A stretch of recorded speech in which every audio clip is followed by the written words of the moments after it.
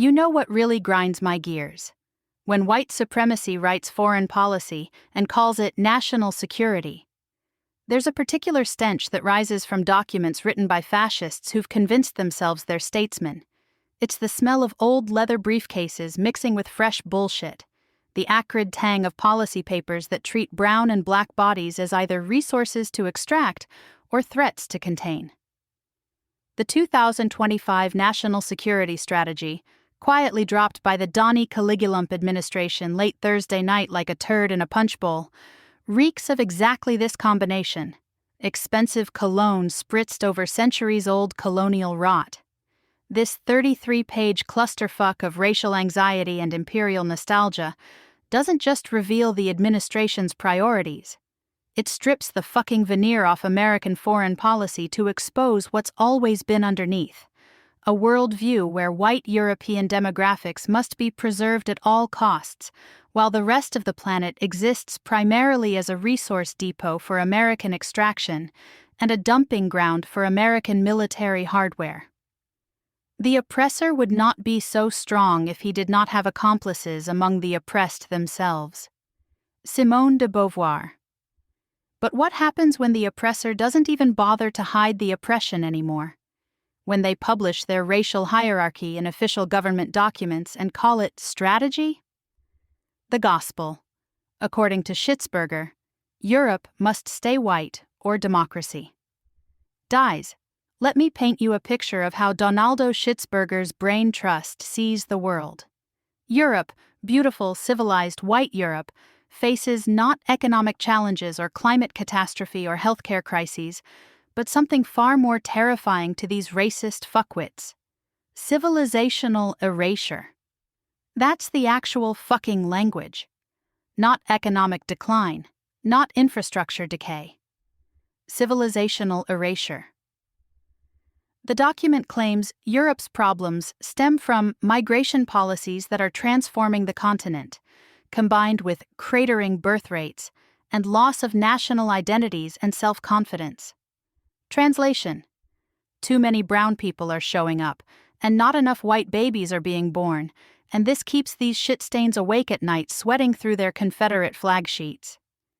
Here's where my stomach turns itself inside fucking out. The strategy explicitly warns that, should present trends continue, the continent will be unrecognizable in 20 years or less, and questions whether certain NATO members will become majority non-European and whether they'll maintain the same worldview as those who signed the NATO Charter. Read that again, slowly. They're saying that when countries stop being majority white, they can't be trusted as allies. They're linking racial composition directly to political reliability. That's not dog whistle racism. That's a fucking bullhorn. The receipts. The document dedicates entire sections to Europe's demographic crisis, while framing migration as an existential threat to Western identity. It explicitly states the goal is for Europe to remain European and regain its civilizational self-confidence. NATO reliability is questioned based on projected demographic changes, not actual policy positions or military capabilities. This isn't analysis. This is the fever dream of eugenicists who've learned to use Microsoft Word. We are not makers of history, we are made by history. Martin Luther King Jr. The bitter irony?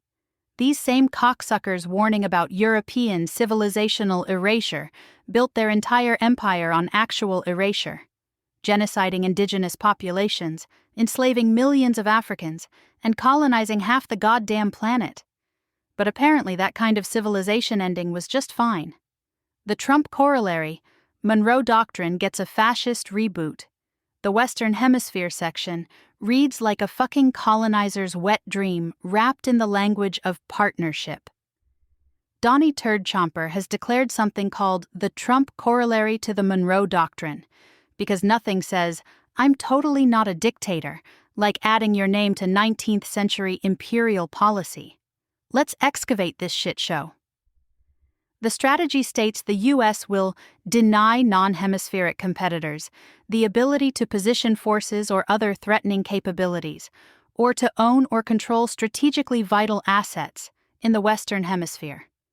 Sounds reasonable until you realize this means treating sovereign nations like fucking puppet states.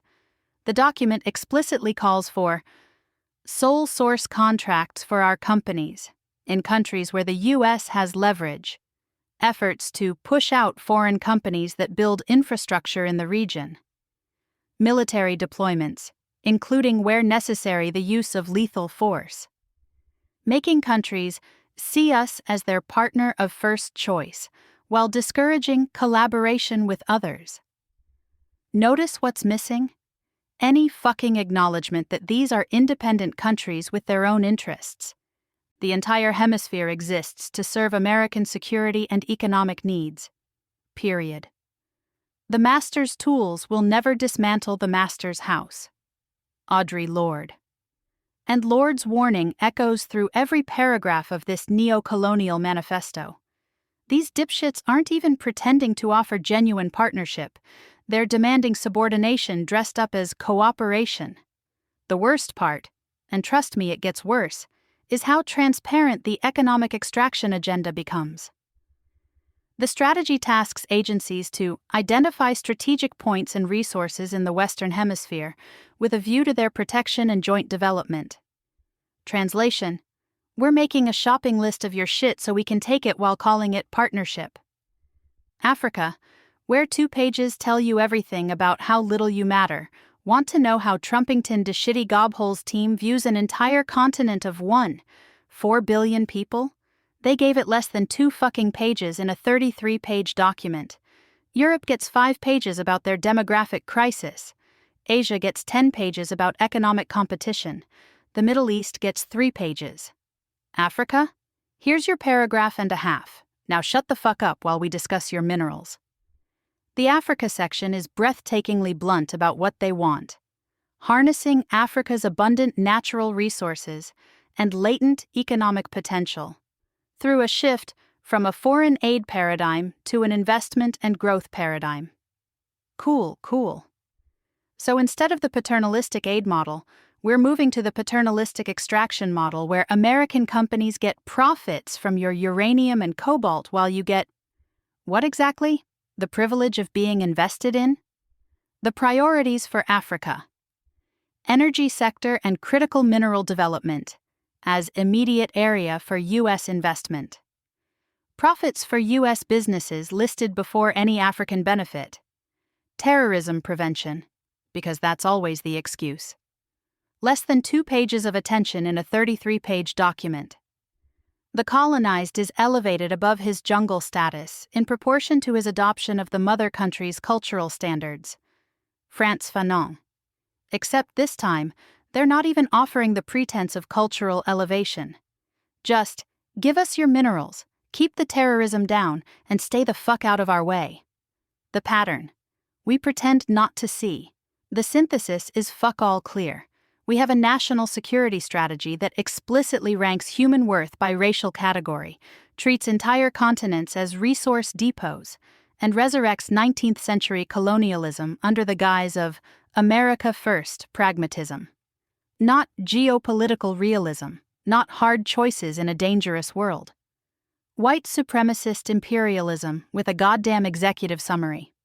These same shitstains who claim Europe faces civilizational erasure from migration are the ones advocating actual erasure of sovereignty in Latin America, Africa, and the Middle East.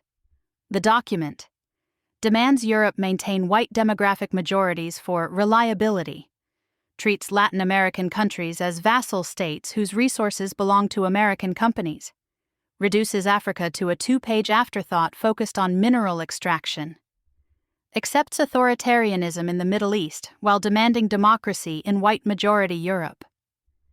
Freedom is never voluntarily given by the oppressor. It must be demanded by the oppressed. Martin Luther King Jr.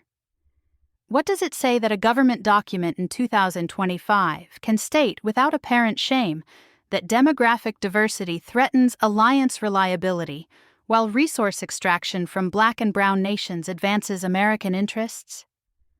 The stain. We'll leave tomorrow, Donald Bukaka victim will tweet some racist bullshit.